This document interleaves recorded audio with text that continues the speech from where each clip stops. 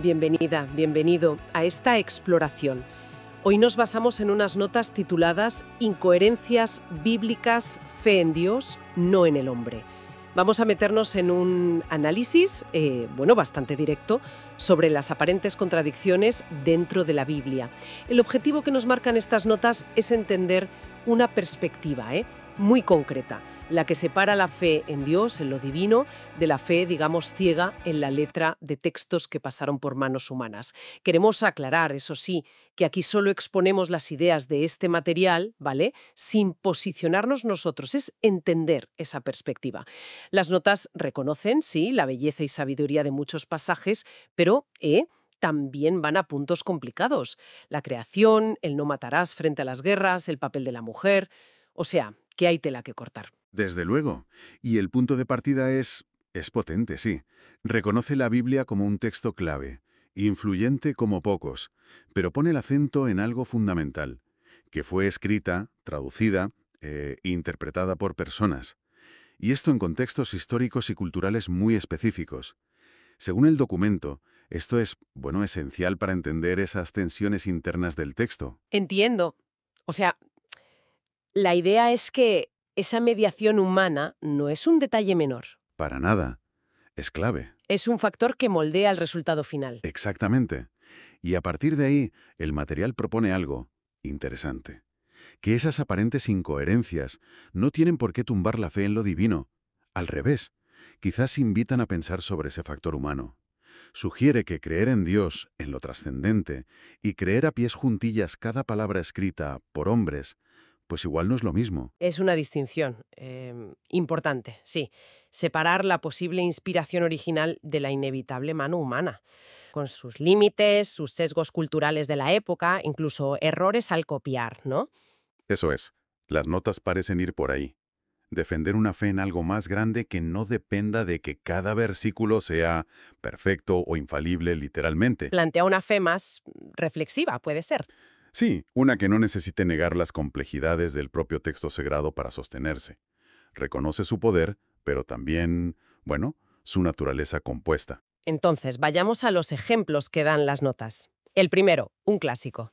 La creación, Génesis, 7 días. La ciencia, miles de millones de años de evolución.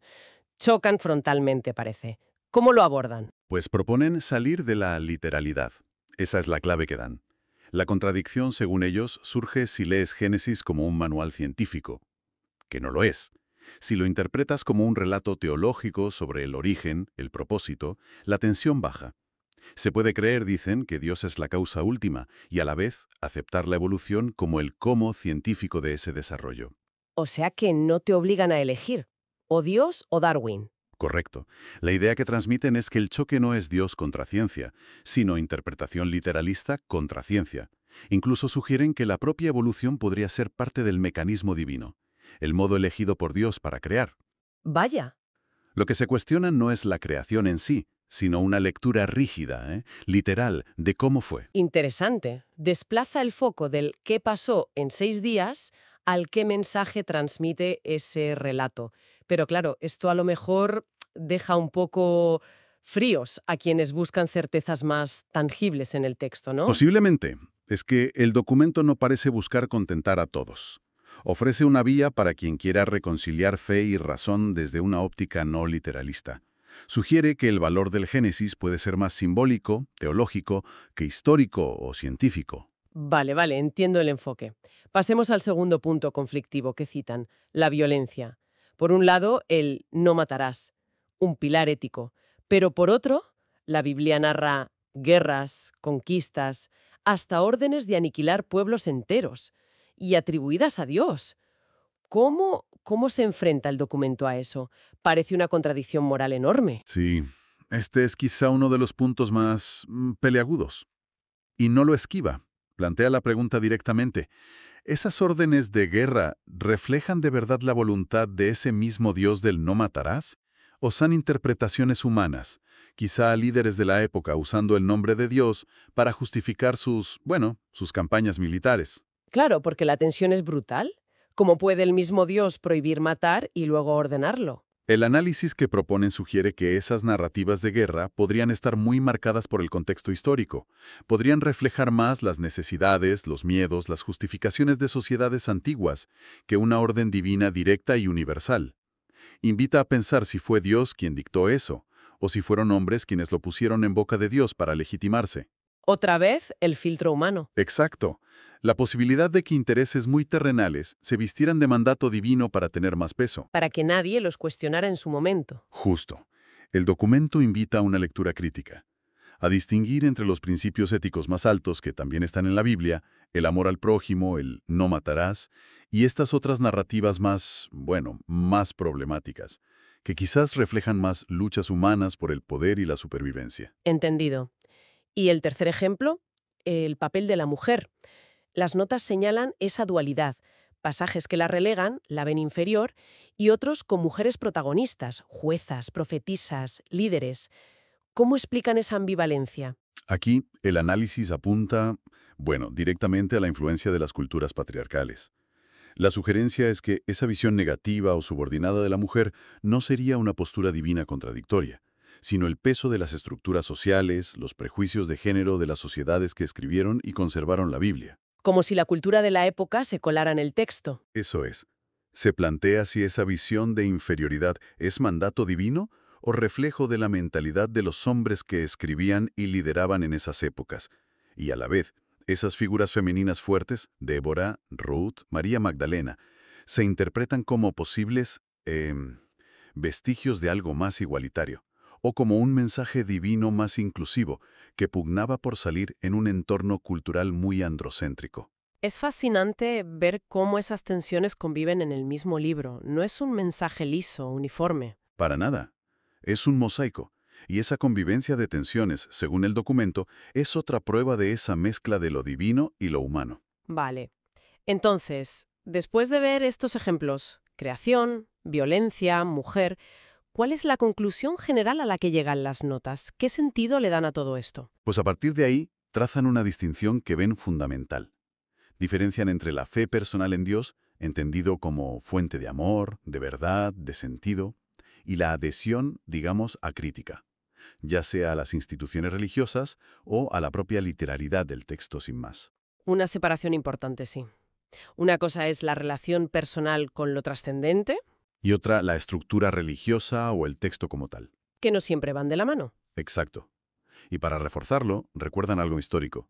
La Biblia ha inspirado actos de bondad inmensos. Pero, ojo, también se ha usado para justificar barbaridades. Esclavitud, guerras santas, persecuciones, someter a la mujer. Lo cual subraya mucho el argumento de las notas, que el texto solo no basta.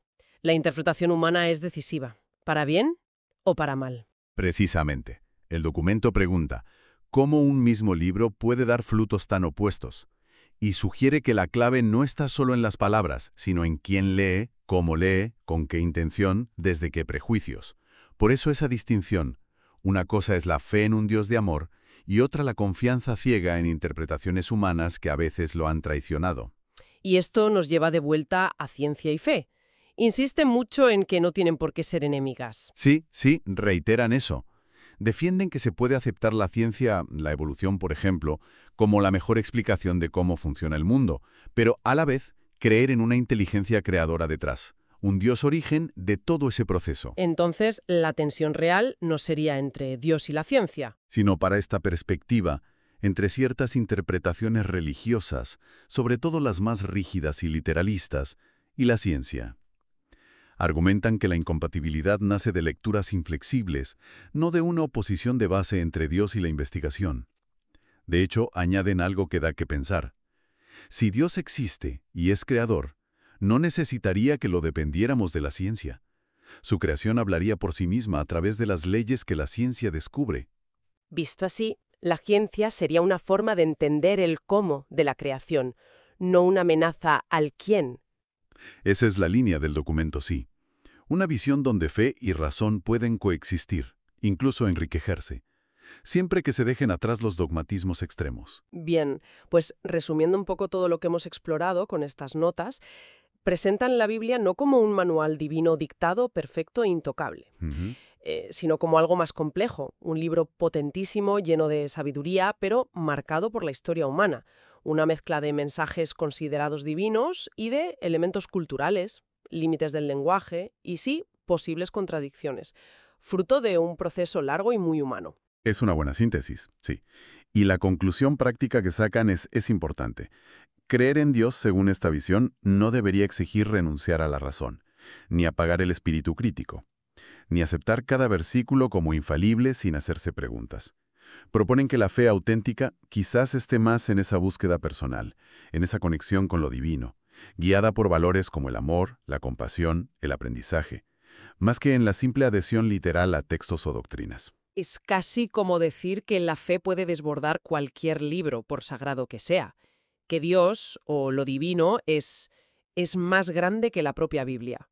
Efectivamente, el documento apunta ahí al final, reconoce que Dios es potencialmente mucho más vasto, misterioso, inabarcable que cualquier texto humano. Sugiere que la fe personal puede trascender esas limitaciones del lenguaje y la historia, buscando algo más directo. Pues con esa idea potente cerramos esta exploración de la perspectiva de las notas. Incoherencias bíblicas. Fe en Dios, no en el hombre. Un análisis que, bueno, sin duda, invita a reflexionar sobre cómo leemos los textos sagrados, el papel de la interpretación y la fe personal. Y como apunte final para la reflexión inspirado por este análisis sobre el filtro humano.